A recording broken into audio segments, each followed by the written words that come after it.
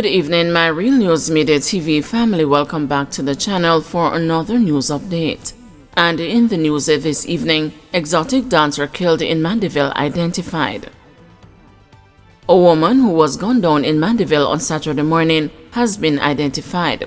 Relatives named her as Desisha Faulkner, otherwise called the Drama, a resident of Burnt Savannah in St. Elizabeth. Faulkner was reportedly an exotic dancer. Preliminary reports are that about 6 a.m., the police were called to a service station on Main Street where the woman's body was found face down. The area was cordoned off. Police theorized that the woman and the man were walking from a nightclub when upon reaching the service station, they were attacked and shot. The injured man sustained gunshot wounds to his upper body. Police theorized that the man was the target of the attack as he was also shot during a shooting incident in 2022 in Greenville. 2 men were killed in that incident. Gunmen attack patrons at the St. Mary Bar. 4 men are counting their blessings that no lives were lost after gunmen opened fire on them in a bar. Reports are that around 7:30 p.m. on Friday, June 7, 4 men were sitting inside a bar in Dover District, St. Mary, when 2 men entered with handguns and opened fire. The 4 patrons were injured in the attack and the gunmen escaped in a waiting motor vehicle. No one was robbed. The men were taken to hospital where they were treated.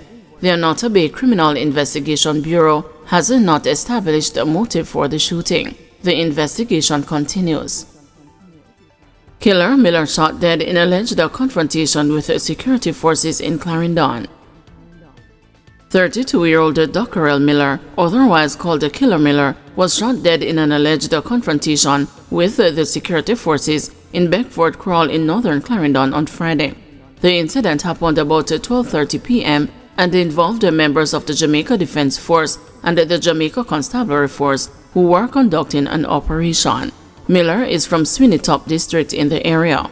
It is alleged that during the operation, Miller fired gunshots at the team when they tried to accost him.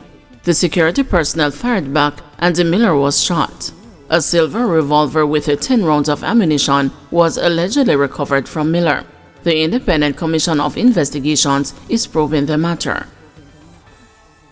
St. Ann cop murdered while assisting citizen hailed for dedication to Jamaica. Relatives and well-wishers are today bidding farewell to Ricardo Fairclough, the police constable who was shot dead as he assisted a woman who was being robbed in St. Ann in April. The funeral was held at the Utterius Baptist Church in the parish. Fairclough, who was assigned to the St. Ann Divisional Operational Support Unit, was shot in the parish capital on April 15. It is reported that he was on Bravo Street when a man shot and injured a woman. While attempting to assist the woman, Fairclough was shot in the upper body. The 45-year-old police constable has been remembered as a dedicated and a cherished member of the Jamaica Constabulary Force, which he served for 18 years. Commissioner of Police Dr. Kevin Blake hailed Fairclough for his hard work. The passing of this law enforcement practitioner has cut short his contribution to our collective effort in the fight against the crime. As we mourn his passing, let us pledge as a tribute to him to continue to carry on the fight of reducing crime in Jamaica, thereby making our community safer, Blake said. He added, to the family members, loved ones, and the friends of our dear departed colleague, what is lovely never dies, but passes into our loveliness. We will miss him, and his memories will remain in our hearts forever. Fairclough has also been remembered as a devoted Christian who did not shy away from spreading the gospel. He was born and raised in Litchfield, Trelawney. He moved to St. Ann and later got married. He was the father of 2 children. Court told deported woman allegedly stole identity for overseas travel. A 38-year-old St. Catherine woman accused of stealing another woman's identity to obtain several documents was reportedly planning to travel overseas. The revelation was made during Tanisha Reed's appearance before the St. Catherine Parish Court on Friday. She is to return on July 12. Reed, a laborer from Spanish Town, is charged with forgery, conspiracy to commit forgery, obtaining a passport by forged documents, and making a false declaration. During the hearing, Senior Judge Desiree Alain indicated her intent to expedite the court proceedings. However, the defense informed the court that Reed had retained a new legal representation and needed time to review the disclosed documents. The judge agreed that another date is required to facilitate that process. The court learned that Reed, who was deported to Jamaica, allegedly intended to use the fake identity to secure passage abroad. It is alleged that the original owner of the biodata went to the Passport, Immigration and Citizenship Agency to do business, but was advised that someone else had the information.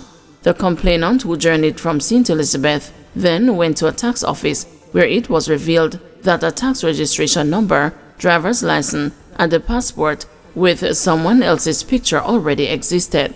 The police were contacted and Reed was charged following an investigation.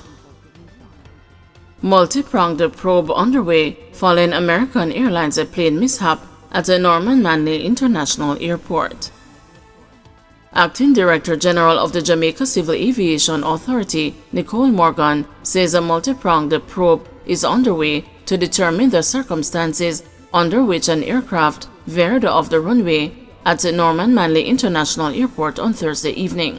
There was a damage to the engine, fan blade and hydraulic hoses of the American Airlines plane, while some lights along the runway were also damaged, arising from the incident. The plane was carrying 167 passengers and 6 crew members. Mrs. Morgan, speaking with the news, said the probe is being done in line with regulations governing civil aviation. When questioned as to whether there was any fault on the part of the Jamaican authorities, Mrs. Morgan said more will be known in the coming days. Our flight safety inspectors were dispatched to the Norman Manley Airport to do a preliminary investigation of what happened. We have done that, and we have also had the American Airlines safety investigator coming in. She's already here, and she has done her preliminary investigation as well. What has happened so far is that she has sequestered the voice recorder and the flight data recorder. So these are instruments that will tell us or give us some idea of what took place. It's way too early to indicate any causal factors. So what we will do is await the report to give a definitive position in terms of what has taken place. And of course, as you know, investigations do take time. The American Airlines, while the investigator is here already, we have their mechanics who are supposed to be here by later this evening, and they will do some repairs to the aircraft. Teenage visitor to Jamaica reported missing. A 14-year-old visitor to Jamaica has been reported missing in St. Anne's Bay, St. Anne. Shanoya Nicholson, a resident of Florida, was due to depart the island with her mother on Saturday. According to the police, Shanoya and her mother arrived in Jamaica on May 30 and were staying at a Coolshade Richmond Apartments. She was last seen on Wednesday evening by her mother. The security guard reported that she was seen entering a white motor vehicle. Its license plate, model, and make were not ascertained. The matter was reported to the police on Friday. InDrive denies a suspect in Daniel Anglin's disappearance used its platform. Ride-hailing company InDrive says that the suspect in the murder of primary school teacher Daniel Anglin did not offer his service through its platform. The police has stated that a convicted sex offender connected to InDrive Jamaica is behind the abduction and murder of Miss Anglin. According to the police, a collaborative approach among several arms of law enforcement led to the discovery of a body believed to be that of Miss Anglin in a densely vegetated area in Torrington District, Salt River in Clarendon on Monday. But in a letter to Transport Minister Darrell Vaz, dated June 6, InDrive's Central America Government Relations Manager, Jose Gandarella, distanced the company from the incident. The suspect is in police custody. InDrive further stated that it has confirmed that the driver was not offering his services through its platform and Miss Anglin used the InDrive for the last time several days before her unfortunate disappearance. It also disclosed that it has been in close communication with the lead investigator in the case to provide all the support required. However, Deputy Commissioner of Police in charge of crime and security, Fitz Bailey, has questioned how InDrive arrived at the conclusion that the driver did not use its platform. That the police has not disclosed the name of the suspect, neither have we disclosed the telephone numbers of the suspect, nor have we disclosed the telephone numbers of the deceased. It is also to be noted that if they have accurate record, I would have thought that they would include the specific date when they allege that the victim actually used their service. They indicated in the response that it was several days before. But is there a day and time that they can specify to put more credibility to what they are saying? Need to come forward and give us what they have if they do have those information. InDrive has expressed a concern about the ban on ride-hailing services following Miss Anglin's murder. On Tuesday, Transport Minister Darrell Vaz announced a ban on ride-hailing services because of a national security concern. InDrive has requested an urgent meeting with Vaz to discuss alternatives to the ban which could address the government's concerns. Thank you everyone for watching. See you tomorrow morning at 6 a.m. for another news update.